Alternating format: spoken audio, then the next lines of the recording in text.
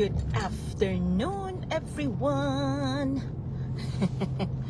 Good afternoon. Happy Wednesday. Wednesday na pala.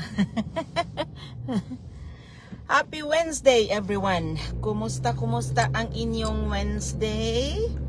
Medyo late tayo ngayon. Boy, oh boy, busy day today.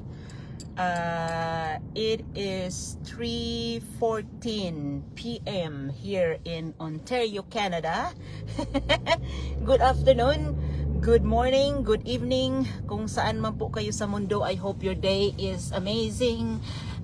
Busy si Mama today. Yeah, so we're just on the way to pick up RJ. Super ang aking Wednesday, but it's good. It's a mix of Wednesday mix of family and business plus my teaching, another side hustle for this girl. Maraming salamat. Good afternoon sa aking mga supporters diyan, sa aking mga followers. Thank you guys for engaging in my business page. I think I am on my business page today. Yeah, sometimes nalilito ako which way to do my broadcast, if it's a business page first or personal page. So my business page is Tita Vargas D and my personal page is Tita Vargas. So thank you so much, guys. Maraming salamat sa inyong walang sawang pagsuporta. Para akong nangangampanya.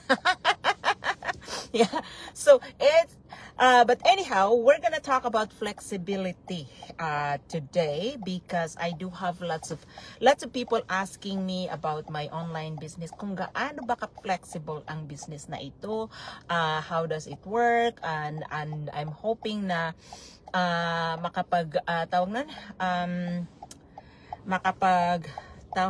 makapagbigay ng konting kaalaman. But anyhow, the best way for you to find the basic information about our online business is, of course, to watch our free webinar. Yeah, so anyhow, super busy ako, but again, as I mentioned earlier, it's a mix of warm na today, beautiful week talaga dito. Awa ng Diyos, matatapos na ang winter namin, so it's amazing. So yeah, so anyhow, katulad today, I drop off RJ to his day program, tapos nagturo ako, and then umuwi, had lunch with my hubby, and now I'm on the way. No, I did a little bit of laundry because it's a laundry day on Wednesday, and then now I'm on the way to pick up RJ. So, but in between those, I I answered inquiries and people that are interested in the business. And just before I left home, I had another one that's like amazing. So like the best way to describe it is that it's because we can work anywhere, and then at any time as well. So we're our own boss, so we are individual distributors. So basically, we own our time, we own our business, so of course, if you're the owner, you dictate what time you want to work. You dictate your hours, you dictate your earnings, you dictate on how much you want to learn. That's how it is. But I love it because it really works good for me, because I am busy. I am a busy mom. As I mentioned, I have my regular job. Thank goodness. I'm just like this week, I only worked 2 days.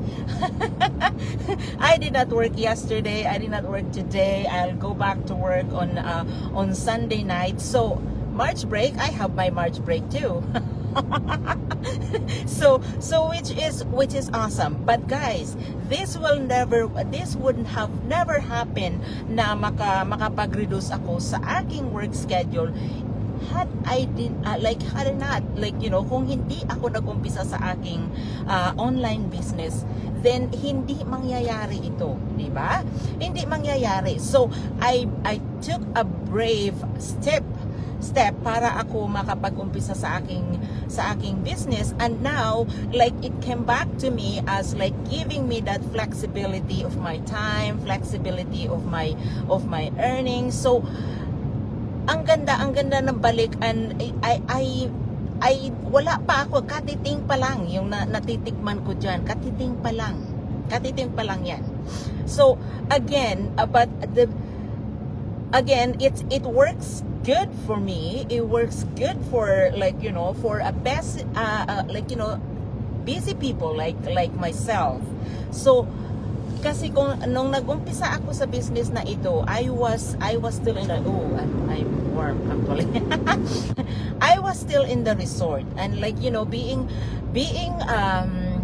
a manager, and I was also teaching. I basically was wearing different hats in the resort that I was with at that time, but I managed to able I managed to start this business. So using any small pockets of time that I have para lang ma-set up ko ang aking business, and after that is talagang na lang. So nasa sa iyo na lang yon kung how much you wanna learn, how much time you wanna put into your business. So nasa sa atin yun, because again, we own our time, we own our business, so it's up to us. So for me, it works good because I can I can always thank you Maribel, thank you for watching. Thank you sa aking mga viewers diyan. Yeah, so it works good for me because I am busy. So marami ding nagtatanong sa akin, paano ko isisingit yan? Is I already have 2 to 3 jobs that I don't even have time for myself. I don't even have time for my kids. You know what, guys? That business should have should be your motivation to start the business, because kung hindi kayo gagawa ng paraan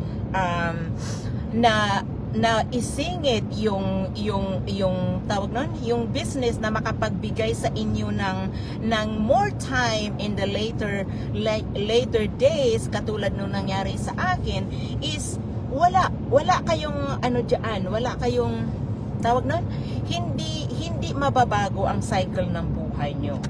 So if you're busy right now doing 2 to 3 jobs, that would be your motivation to even be courageous to to step out of that of your comfort zone, and using that as your motivation para mabago ang cycle ng buhay nyo. Because if you're busy now doing 2 to 3 jobs, look at what's going on around us. Ang bilihin ay skyrocketing. A lot of people unfortunately are losing their jobs. Diba? Because wala tayong control diyan. Wala tayong control kung walang control tayo kung tayo ay nagwo-work sa tawag nun, grateful tayo na meron tayong work. However, hindi natin kontrolado ang mangyayari sa company natin. I just spoke to 2 of my business partners na yung mga kasamahan nila, ano na sila ngayon, boss free na sila ngayon. So nakapag-walk out sila, nakapag-walk away sila sa kanilang corporate job because of this business. At thank you for watching. At ang nangyari sa kanilang mga co-worker before is na lay off sila sa kanilang trabaho. See? maganda ang work nila before. They can work from home.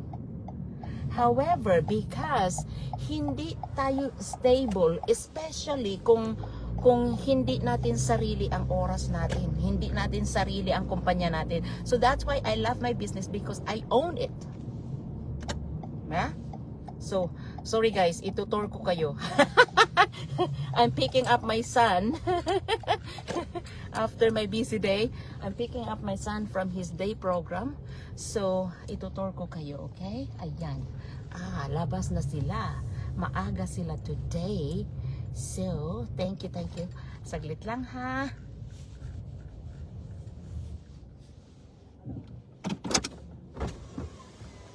Hello! Hi, Matt! Hi! I am wonderful. How are you? Good. Okay. You guys had a fun day? Yes. Awesome. Okay. Bye. See you tomorrow. Bye. See you tomorrow, church. See you tomorrow at the church. Thank you, guys. Bye, Ernie. See you Okay. tomorrow, Take Ernie. care. Church. See you tomorrow, church. There you go. Mama's doing live. Say hi. Hello. Hello. They can't even see you. Hello. Yeah, so anyhow, Mama's doing live, okay? Okay, we're gonna go up the mountain because it's beautiful. Okay? Hey, Yeah. How was your day? fine. Fine? Okay. We went to the church this morning. Oh, you went to the church. Okay. See?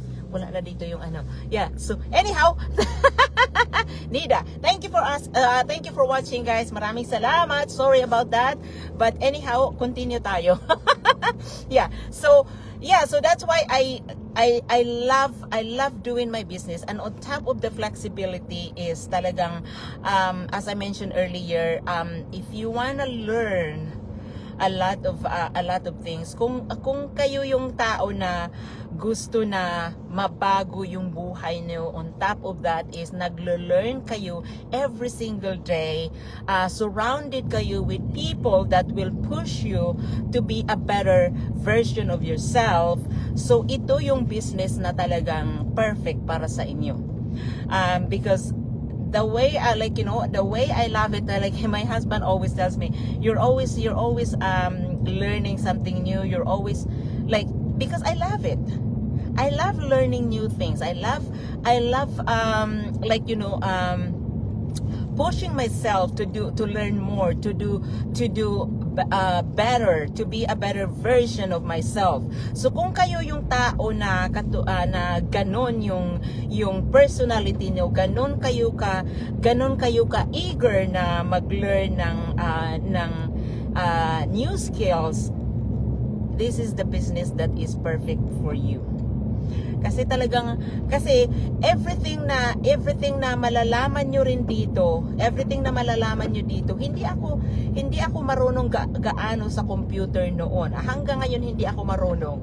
Pero na-navigate ko yun because our training is step by step. Thank you for watching. Thank you for watching, guys. Thank you for tuning in. Mama's Boy, thank you.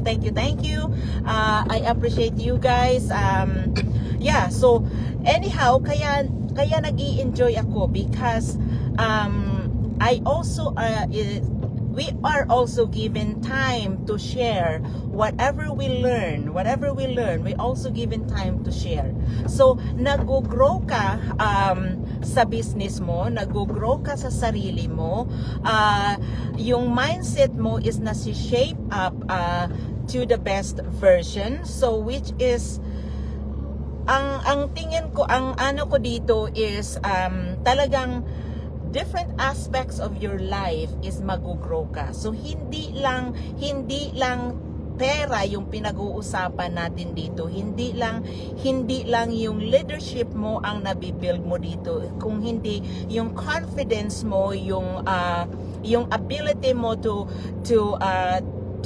work with people is talagang masi-shape up din iyon. So which is really amazing dahil yung pakikisalamuha mo sa tao is mabibuild up mo yun. yung tawag nun, yung ability mo to learn new things is anong tawag doon? Mai-increase ba yun? Nawawala ako pagka saksak sinagol. Ayan, nagbisaya na naman ako. Nagbisaya, nagtagalog. Nag-i-English. So yan. Yeah, but anyhow, kaya ano ko lang, kasi ang daming nagtatanong sa akin, gaano ba ka-flexible ang business na to? Yeah, yung sinasabi ko nga sa inyo, nung inumpisahan ko is, busy ako sa work ko. Ang haba-haba ng oras ko noon on the weekend dahil sa resort nga po ako noon nagtatrabaho. Nagtuturo ako sometimes on a Saturday, double class pa yung ginagawa ko plus my full-time job at that time. So sasabihin mo 10 to 12, 13 hours na andun ako sa resort. At talagang okay ang kita, ayos naman, pero talagang ang nagsasuffer naman doon is ang anak ko nga dahil sa lagi siya naiiwan sa bahay. So ngayon nababaligtad na yon. Kasi gawa ng nitong business na ito na nagawa kong iwanan yung full-time job ko, although nagtatrabaho pa rin, but at least part-time na lang. Hindi ako nagwo-work sa weekend, so kasama ko siya pagka nagtuturo ako kasi Saturday nagtuturo pa rin ako, and then just this month iniwan ko na yung Sunday ko. So ang Sunday namin is talagang family na lang talaga and church. No, yun na. So yes, kung kayo ay busy, wag niyong gawin na excuse yun.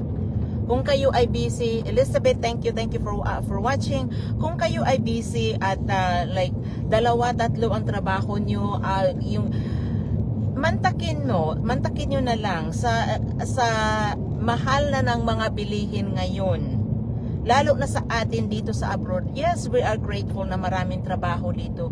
Pero ang ating ginagastos dito is dolyares din.